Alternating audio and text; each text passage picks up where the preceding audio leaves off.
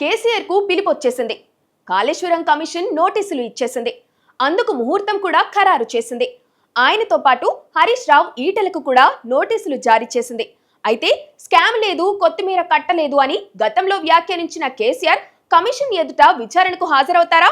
Kaleshwaram project వ్యవహారంలో ఇప్పటి వరకు 109 మంది ఆఫీసర్లు, వ్యక్తుల స్టేట్మెంట్లను రికార్డ్ చేసిన కమిషన్ కాళేశ్వరం నిర్మాణం సమయంలో కర్త కర్మ క్రియలుగా ఉన్న లీడర్లను విచారణకు పిలిచింది. ఇటీవల కమిషన్ గడువు ముగింపు దశకు చేరుకున్న నేపథ్యంలో ఆ లీడర్లను విచారించకుండానే నివేదికను ప్రభుత్వానికి అందిస్తుంది అనే ప్రచారం జరిగింది. ఈ క్రమంలోనే ప్రభుత్వం కమిషన్ గడువును పొడిగించిన మరుసటి రోజే మాజీ సీఎం కేసీఆర్, నాటి ఆర్థిక శాఖ మంత్రి ఈటెల రాజేందర్, ఇరిగేషన్ మినిస్టర్ హరీష్ రావులను విచారణకు రావాలని నోటీసులు జారీ చేసింది. జూన్ 6న హరీష్ రావు, 9న ఈటెలను విచారణకు హాజరు కావాల్సిందిగా నోటీసుల్లో ఆదేశించింది. కేసీఆర్ జూన్ 5 లోపు విచారణకు హాజరు కావాలని నోటీసుల్లో పేర్కొంది.